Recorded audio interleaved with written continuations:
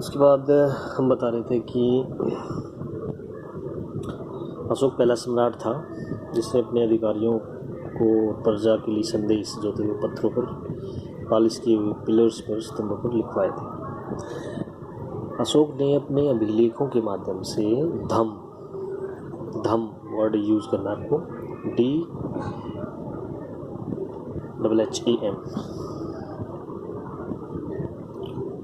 का प्रचार किया था। उसका संदेश था अपने बड़ों के प्रति आदर, सन्यासी और ब्राह्मणों के प्रति उदारता, respect to the elders, generosity to the Brahmins, and then आपका जो सन्यासी होते हैं सेवक और दास के प्रति उदार व्यवहार, moderate good behaviour to their slaves, और दूसरे धर्मों के प्रति आदर, respect to the other traditions and religions. इसके बाद टॉपिक आता है साम्राज्य का प्रशासन, एक्सरसाइज 6 है आपका ये।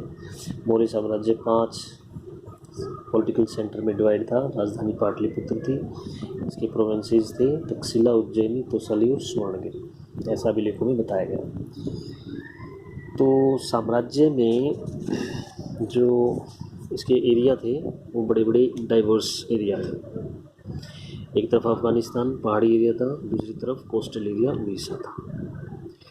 तो साम्राज्य का जो स्ट्रिक्ट कंट्रोल है, एडमिनिस्ट्रेटिव कंट्रोल है, वो राजधानी जो थी पाटलिपुत्र उसके आसपास ज़्यादा था। पाटलिपुत्र उसके आसपास ज़्यादा स्ट्रिक्ट कंट्रोल था। हालांकि ये पूरा जो एरिया है ये मौर्यन एम्पायर था, राजधानी यहाँ थी। इसके चारों तरफ का एरिया स्ट्रिक्ट कंट्रोल में था, बाकी जगह लूज कंट्रोल कह सकते हैं। तो तक्षशिला उज्जैनी जो थे, उज्जैन ये है, तक्षशिला आपका यहाँ है। तक्षशिला और उज्जैनी दोनों ही लंबी दूरी के व्यापार मार्ग पर स्थित थे। सुवर्णगिरी जो है वो आपका साउथ में पड़ता है। यहाँ सोने के पहाड़ थे, कर्नाटक में सोने के पहाड़, ये भी इसके उसमें थे। ये आपको मैप पे करना है, मैप इम्पोर्टेंट है। जो रेड मार्क किए हुए हैं मैंने, जो महाजनपद वाला मैप था ये वाला, ये रेड मार्क किए हुए, ये भी आपको कॉपी में करना है। मैं इसको बाद में सेंड करूँगा, इम्पोर्टेंट मैप है आपके। तो एडमिनिस्ट्रेटिव का ये पार्ट है। इसके बाद है साम्राज्य को चलाने के लिए भूमि और नदी दोनों मार्गों का प्रयोग किया जाता था, इम्पोर्टेंट था। व्यापारिक मार्गों पर यात्रियों के खान पान की व्यवस्था अच्छी की जाती थी, सुरक्षा करनी होती थी, सेना इसके लिए हर समय तैयार रहती थी। This is the important part of this administrative system. प्रशासनिक व्यवस्था का ये पार्ट इम्पोर्टेंट है। मैगस्थनीज जो यूनान से आया था, उसने अपनी किताब में ये लिखा है कि भारत मौर्य साम्राज्य के दौरान सैनिक एक्टिविटी को चलाने के लिए एक समिति होती थी, और उस समिति के 6 भाग होते थे, और 6 भाग में हर एक का अपना अपना काम होता। जैसे कि पहली उप समिति नेवी का काम देखती थी, दूसरी ट्रांसपोर्टेशन, फोडर, फूड, तीसरी पैदल सैनिक जो फुट सोल्जर्स थे उनका काम देखती थी, चौथी रिलेटेड टू द कैवलरी, अश्व घुड़सवार सेना, पांचवी रिलेटेड टू द चैरियटर्स, रथ वाले जो सेना थी उसके से रिलेटेड थी, छठी का काम हाथियों का संचालन करना था, एलिफेंट।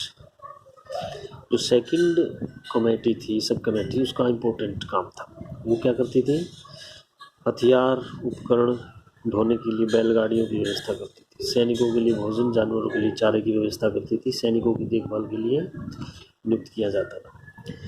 अशोक ने अपने राज्य को मजबूत बनाए रखने के लिए काफ़ी प्रयास किए, धम्म का प्रचार किया।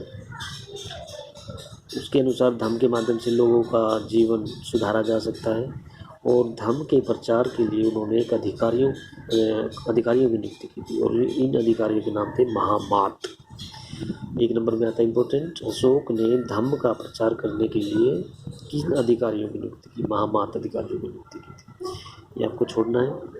इसके बाद और पॉइंट है आपका, इसमें से मेन पॉइंट आपको करना है कि दक्षिणी क्षेत्र और दक्कन में, यानी कि तमिलनाडु, आंध्र प्रदेश और केरल में चोल, चेर और पांडे छोटे छोटे राज्यों का उद्योग। आपके पिछले मैप में साउथ में बिल्कुल नीचे 3 राज्य दिए गए हैं, उनको देखना है, मैप में बनना है। इसमें ज़्यादा कुछ नहीं है। इसमें ये बताया गया कि कुछ जो छोटे राज्य थे वो लंबी दूरी के व्यापार से रेवेन्यू जुटाते थे। इसमें सातवाहन राजा है जो दूसरी शताब्दी से अपन तक राज किया महाराष्ट्र पर, पश्चिम उत्तर भारत पर। इसके अलावा शक शासक थे जो एशियाई मूल के से रिलेटेड थे।